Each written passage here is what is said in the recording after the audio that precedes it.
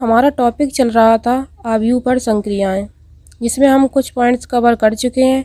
आज उसमें हम आगे एक और पॉइंट कवर करेंगे जिसका नाम है आव्यूह का गुणन, मतलब मल्टीप्लिकेशन ऑफ मैट्रिसेस। इसका मतलब ये हुआ कि किसी एक आव्यूह में किसी दूसरे आव्यूह का गुणा कैसे किया जाता है, आज हम ये निकालना सीखेंगे। तो इसमें सबसे पहला और इम्पोर्टेंट स्टेप ये है जो मैंने ये लिखा हुआ है, इसे आइए समझते हैं। पहला स्टेप क्या है कि दो आव्यूह ए एवं बी का गुणनफल ए बी केवल तभी ज्ञात किया जा सकता है जब आव्यूह ए में स्तंभों की संख्या तथा आव्यूह बी में पंक्तियों की संख्या आपस में बराबर हो। इसे हम क्या समझे कि अगर हम किसी दो मैट्रिक्स का गुणनफल निकालना चाहते हैं तो उसमें हम सबसे पहले क्या चेक करेंगे कि जो आव्यूह दिए गए हैं उसमें जो पहला आव्यूह है उसमें स्तंभों की संख्या और जो दूसरा आव्यूह है उसमें पंक्तियों की संख्या आपस में बराबर होनी चाहिए। अगर पहले आव्यूह में स्तंभों की संख्या और दूसरे आव्यूह में पंक्तियों की संख्या बराबर है तो हम उसका गुणनफल ज्ञात कर सकते हैं। जैसे मान लीजिए कि एग्जाम्पल लेते हैं। एग्जाम्पल है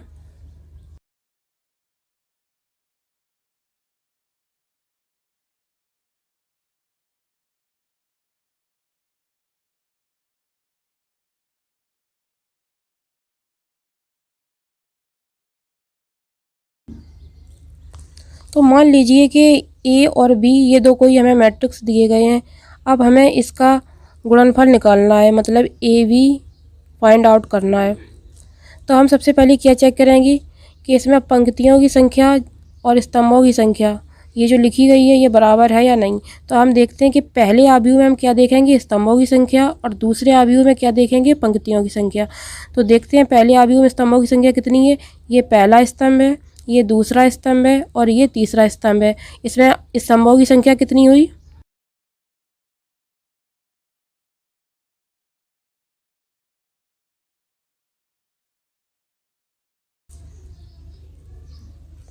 तो आव्यूह ए में स्तंभों की संख्या कितनी है, 3। अब हम आव्यूह बी में पंक्तियों की संख्या निकालेंगे। तो आव्यूह बी में पंक्तियों की संख्या कितनी है, ये पहली पंक्ति, ये दूसरी पंक्ति और ये तीसरी पंक्ति। तो आव्यूह बी में पंक्तियों की संख्या कितनी है, 3।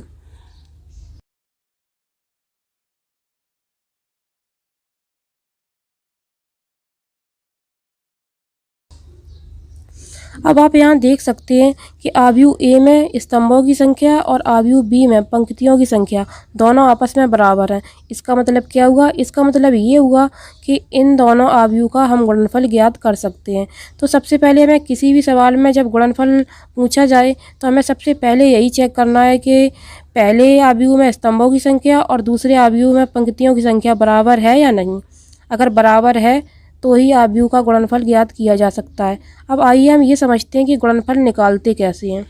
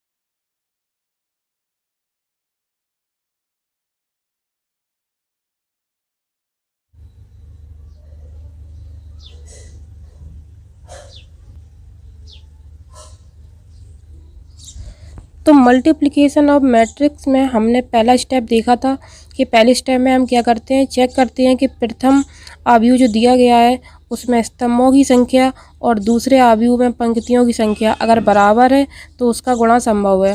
हम गुणा करते कैसे हैं, आइए दूसरे स्टेप में हम ये सीखते हैं। तो दूसरा स्टेप मैंने ये लिख दिया है, इसे मैं आपको समझाती हूँ। आव्यूह ए की प्रथम पंक्ति R1 के अवयवों को आव्यूह बी के प्रथम स्तंभ C1 के अवयवों से गुणा करते हैं एवं प्रत्येक गुणन के मध्य प्लस का चिन्ह लगाते हैं, जिससे हमें अवयव ए बी की प्रथम पंक्ति का पहला अवयव प्राप्त होगा। अब इसे हम एक एग्जाम्पल समझते हैं। मान लीजिए किसी अवयव ए की जो पहली पंक्ति है वो ये है। पहली पंक्ति को हम R1 बोलते हैं और R1 के ये 3 अवयव हैं। ये A11, A12, A13 ये R1 की अवयव हैं। और ये कोई दूसरा अवयव है जिसका हमने एक स्तंभ या एक कॉलम ले लिया है, जो ये है B11, B21 और B31। तो इसका गुणा करने के लिए हम क्या करते हैं, जो पंक्ति R1 के अवयव हैं उन्हें स्तंभ C1 के अवयवों से गुणा करते हैं और उनके बीच में प्लस का चिन्ह लगाते जाते हैं। तो आइए देखते हैं हम कैसे करते हैं इनका गुणा। तो इस वाले अवयव को इससे गुणा करते हैं, इस वाले अवयव को इससे गुणा करते हैं और इस वाले अवयव को इससे गुणा करते हैं और इनके बाद में इनके बीच में प्लस का चिन्ह लगाते हैं। ऐसे A11 का गुणा किससे करेंगे, B11 से, फिर बीच में प्लस का चिन्ह लगाएंगे। फिर A12 का गुणा करेंगे B21 से,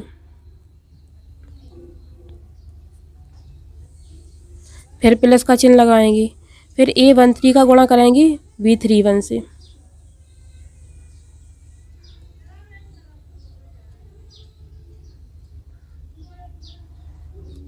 तो इस प्रकार से ये जो लाइन आई है, तो ये तो मैंने एक कॉमन अवयव मान लिया था कि जिसके अवयव ये हैं A11, A12, A13। यहाँ पर आपको क्वेश्चन में तो इनके मान दिए गए होंगे, जैसे 3, 2, 4, इसका भी कुछ मान ऐसे 0, 1, 2 कुछ भी दिया गया होगा। तो आप क्या करेंगे, फिर यहाँ पर इनकी वैल्यू रखेंगे जो मान दिए गए होंगे। तो इस वाले अवयव को इस वाले अवयव से गुणा करेंगे, फिर प्लस का चिन्ह लगाएंगे। इस वाले अवयव को इस वाले अवयव से गुणा करेंगे, फिर प्लस का चिन्ह लगाएंगे। इस वाले अवयव को इस वाले अवयव से गुणा करेंगे, फिर प्लस का चिन्ह लगाएंगे। इसके बाद में इनका गुणा करेंगे, इनका गुणा करेंगे और इनका गुणा करेंगे और फिर आपस में इन सबको जोड़ लेंगे। जो फाइनल वैल्यू आएगी वो ए बी अवयव की प्रथम पंक्ति का पहला अवयव कहलाएगा। इसी प्रकार से हम अगला स्टेप में क्या करें, अब हम आगे क्या करेंगे, जिस प्रकार से हमने अवयव ए की पहली पंक्ति को अवयव दूसरे के पहले स्तंभ से गुणा करके उनके मध्य प्लस का चिन्ह लगाया था, जिससे हमें ए बी अवयव की प्रथम पंक्ति का पहला अवयव प्राप्त हुआ था, उसी प्रकार से हम अब क्या करेंगे, अवयव ए की प्रथम पंक्ति R1 के अवयवों को अवयव बी के दूसरे स्तंभ C2 से गुणा करते हैं एवं प्रत्येक गुणन के मध्य प्लस का चिन्ह लगाते हैं, जिससे हमें अवयव ए बी की प्रथम पंक्ति का दूसरा अवयव प्राप्त होगा। जिस प्रकार से आपने यहाँ पर पहली पंक्ति को पहले स्तंभ से सभी अवयवों से गुणा करके प्लस का चिन्ह लगाया था, उसी प्रकार से यहाँ पर पहली पंक्ति ये हो गई, मान लो A11, A12, A13 और ये जो अवयव है इसकी मैंने यहाँ पर केवल पहला ही स्तंभ लिया था, यहाँ पर मैं दूसरा स्तंभ भी ले लेती हूँ।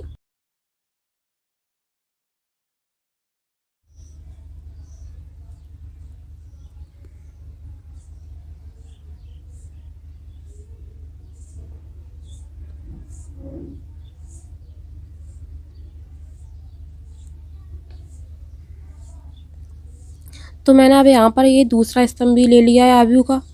इस पंक्ति का इस स्तंभ से गुणा हो चुका है, अब इसी पंक्ति का इस स्तंभ से गुणा करेंगे।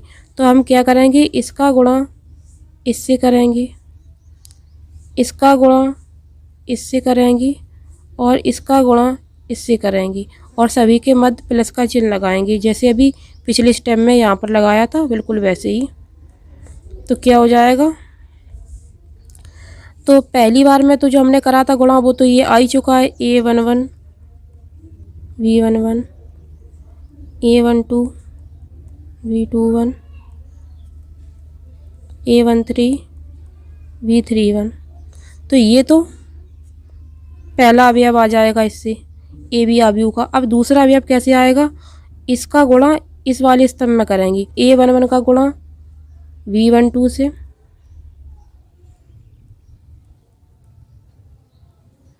प्लस का चिन्ह लगाएं, A12 का गुणा B22 से,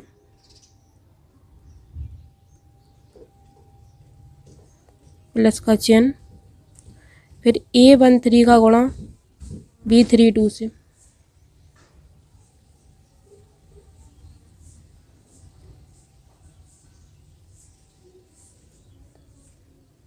तो इस प्रकार से हमें जब इसकी जो फाइनल वैल्यू आएगी गुणा करके हम इन्हें जोड़ेंगे तो इससे हमें जो ए बी अवयव है उसका पहली पंक्ति का ये दूसरा अवयव प्राप्त होगा।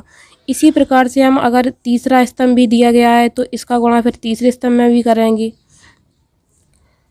ऐसे करके हम गुणा कर लेंगे। अब आगे हम क्या करेंगे, अगली लाइन में हम ये करते हैं, जैसे यहाँ पर पहली पंक्ति का सभी स्तंभों से गुणा हो रहा था, इसी प्रकार से अब यहाँ पर दूसरी पंक्ति भी तो होगी, तो उस दूसरी पंक्ति का सबसे पहले स्तंभ से गुणा करेंगे, फिर दूसरी पंक्ति का दूसरे स्तंभ से गुणा करेंगे, फिर दूसरी पंक्ति का तीसरे स्तंभ से गुणा करेंगे और यहाँ पर लिखते जाएंगे।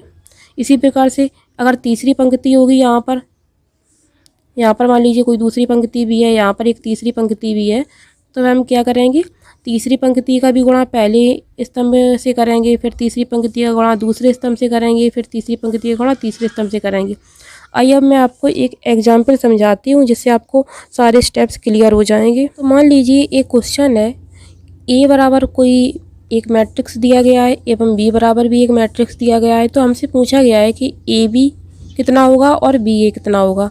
तो ए बी का मतलब क्या है कि हमें इन दोनों का गुणा करना है, और गुणा करना मैंने अभी आपको बताया है। गुणा करने के लिए हम सबसे पहला स्टेप चेक करेंगे कि अवयव ए में स्तंभों की संख्या और अवयव बी में पंक्तियों की संख्या क्या आपस में बराबर है। तो आइए चेक करते हैं। तो ए अवयव में हम स्तंभों की संख्या चेक कर रहे हैं, तो यहाँ पर ये पहला स्तंभ है जिसे हम C1 बोलते हैं, ये दूसरा स्तंभ है इसे हम C2 बोलते हैं, ये तीसरा स्तंभ है इसे हम C3 बोलते हैं।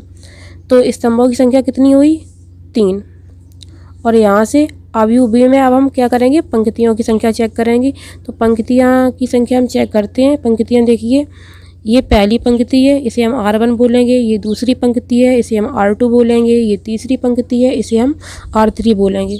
तो हमने चेक कर लिया है कि अवयव ए में स्तंभों की संख्या 3 है और अवयव बी में पंक्तियों की संख्या 3 है।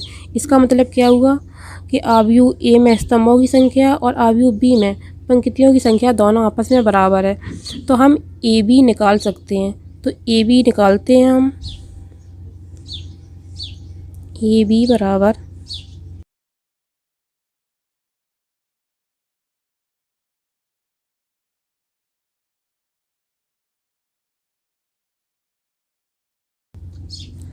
तो अब मैंने आपको क्या बताया था कि सबसे पहले हम क्या करेंगे,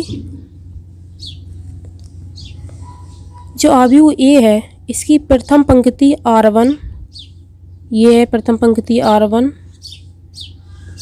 इसे अवयव बी के प्रथम स्तंभ C1 से गुणा करेंगे।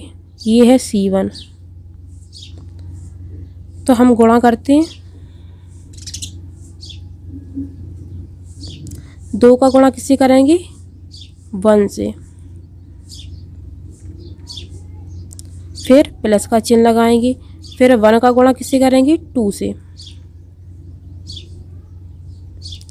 प्लस का चिन्ह लगाएंगे, फिर 3 का गुणा किससे करेंगे, 4 से। अब ये तो पहले अवयव का मान हो गया। अब दूसरे अवयव का मान निकालने के लिए हमने आपको बताया था कि जो पहली पंक्ति R1 है इसका गुणा दूसरे स्तंभ से करेंगे।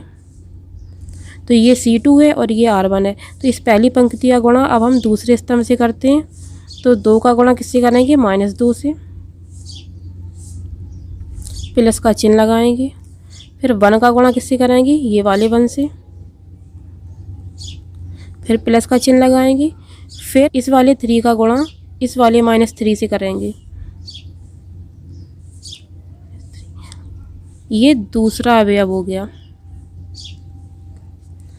अब अगर यहाँ पर एक और स्तंभ दिया जाता तो हम R1 का गुणा उस वाले स्तंभ में भी कर लेते। अब यहाँ पर चूंकि दिया नहीं गया है तो R1 का गुणा हमने पहले C1 में कर लिया है, फिर R1 का गुणा हमने C2 में कर लिया। अब हम क्या करेंगे, अब हमारी अगली लाइन ऐसे आएगी। अब हम R2 उठाएंगे, ये है R2 पंक्ति, इसका गुणा अब हम C1 में सबसे पहले करेंगे, फिर इसका गुणा हम C2 में करेंगे। तो आइए करते हैं, R2 का गुणा C1 में, तो 3 का गुणा किस में करेंगे, 3 का गुणा 1 में, प्लस का चिन्ह लगाएंगे, फिर -2 का गुणा इस वाले 2 में, फिर प्लस का चिन्ह लगाएंगे, फिर 1 का गुणा 4 में, ये तीसरा अवयव आ जाएगा इसको सॉल्व करने से। अब हमने R2 का गुणा C1 में तो कर लिया है, अब R2 का गुणा पूरे C2 में करेंगे। तो 3 का गुणा -2 में, प्लस का चिन्ह लगाएंगे, -2 का गुणा +1 में, फिर 1 का गुणा -3 में। यहाँ पर प्लस का चिन्ह लगाना है, यहाँ पर सभी के बीच में प्लस का चिन्ह लगाना है, फिर 1 का गुणा -3 में। इससे हमें चौथा अवयव प्राप्त होगा। अब हम क्या करेंगे, अब यहाँ पर हमारी एक और रो बची है अभी, ये वाली R3।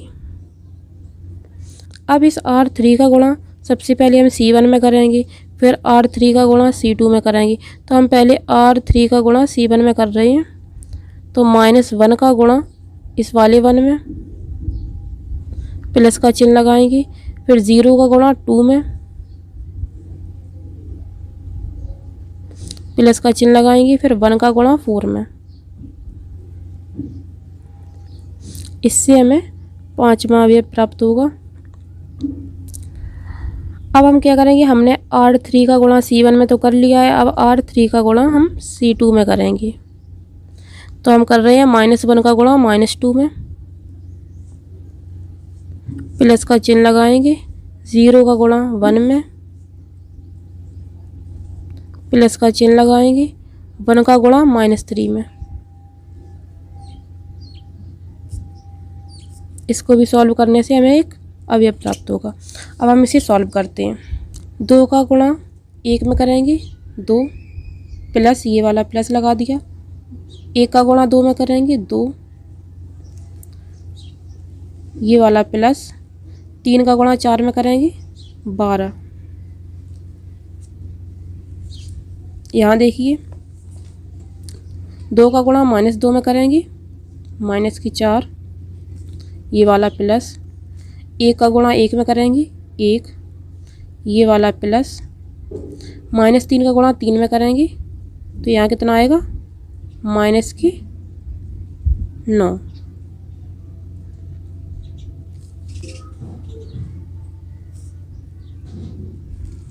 अब यहाँ देखिए 3 का गुणा 1 में, 3 ये वाला प्लस, अब -2 का गुणा जब 2 में करेंगे तो कितना आएगा -4 ये वाला प्लस, 1 का गुणा 4 में करेंगे कितना आएगा 4। यहाँ देखिए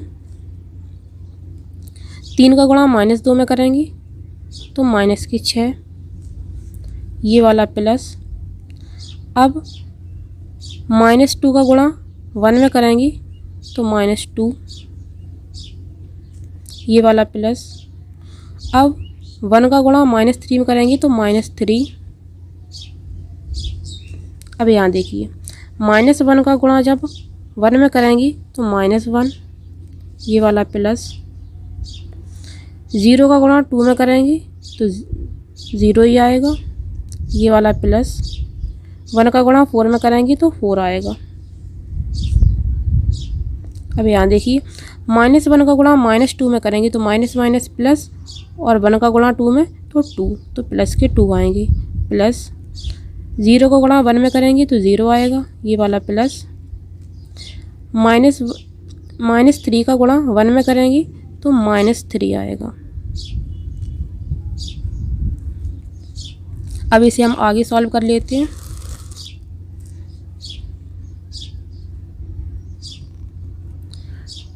दो 2 4 और 12 कितने हुए 16। यहाँ से देखिए ये -4 हैं और प्लस माइनस ये भी माइनस ही हो जाएगा। ये 2 2 और 12 कितने हुए 16। अब यहाँ देखिए -4 प्लस का 1। अब यहाँ देखिए प्लस और माइनस क्या होगा माइनस के 9। यहाँ देखिए 3 प्लस माइनस माइनस, ये +4। यहाँ देखिए माइनस की 6, प्लस और माइनस, माइनस माइनस की 2, प्लस माइनस माइनस, तो माइनस के कितने हुए 3। यहाँ पे देखिए माइनस का 1 प्लस 0 प्लस 4, यहाँ देखिए प्लस का 2 प्लस 0, यहाँ प्लस और माइनस माइनस 3।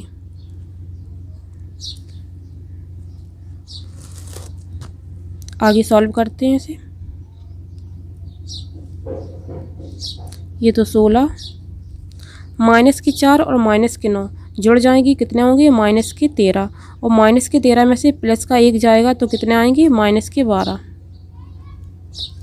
यहाँ देखिए ये प्लस की 4 और ये माइनस की 4, ये तो आपस में ख़त्म हो जाएंगे, तो यहाँ कितने बचेंगी 3। यहाँ माइनस की 6, माइनस के 2, माइनस के 3, तीनों चीज़ें माइनस की हैं तो जुड़ जाएंगी, तो कितने होंगे माइनस के 11। यहाँ देखिए प्लस का 4 और माइनस के 1, तो कितना बचेगा प्लस के 3। यहाँ देखिए प्लस का 2 और माइनस के 3, तो कितने बचेंगे माइनस के 1। तो ये फाइनल ए बी की वैल्यू है। इस प्रकार से हम किसी भी मैट्रिक्स का गुणा आपस में कैसे करते हैं ज्ञात कर सकते हैं। अब इस क्वेश्चन में हमसे एक चीज़ और पूछी गई थी, वो था बी ए का मान। बी ए का मान इसे हम कैसे निकालेंगे? इसे निकालने के लिए हम पहले v की वैल्यू लिखेंगे, बाद में a की वैल्यू लिखेंगे। तो v की वैल्यू हमें दी गई थी 1 2 4 -2 1 और 4 -2 1 और 3, ये हमें v की वैल्यू दी गई थी। और a की वैल्यू कितनी दी गई थी? a की वैल्यू थी 2 1 3 3 -2 1 -1 0 और 1। अब इसे निकालने के लिए बी ए निकालने के लिए सबसे पहले हम वही चेक करेंगे कि जो आव्यूह पहला वाला आव्यूह है उसमें स्तंभों की संख्या और जो दूसरा वाला आव्यूह है उसमें पंक्तियों की संख्या क्या आपस में बराबर है। तो यहाँ पर हम चेक करते हैं। तो जो पहला आव्यूह है उसमें स्तंभों की संख्या कितनी है? ये पहला स्तंभ है, ये दूसरा स्तंभ है, तो स्तंभों की संख्या कितनी है? 2। यहाँ हम लिखते हैं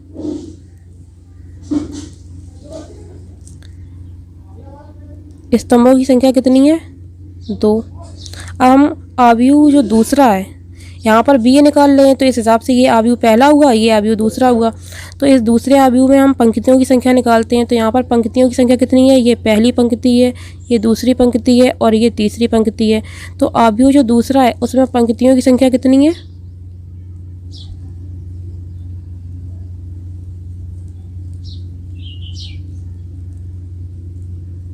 3। तो पहले आव्यूह में स्तंभों की संख्या 2 है, जबकि दूसरे आव्यूह में पंक्तियों की संख्या 3 है। यहाँ आप देख सकते हैं कि दोनों की जो संख्या है वो बराबर नहीं है। इसका मतलब ये हुआ कि जो आव्यूह वी ए है इसका गुणनफल संभव नहीं है।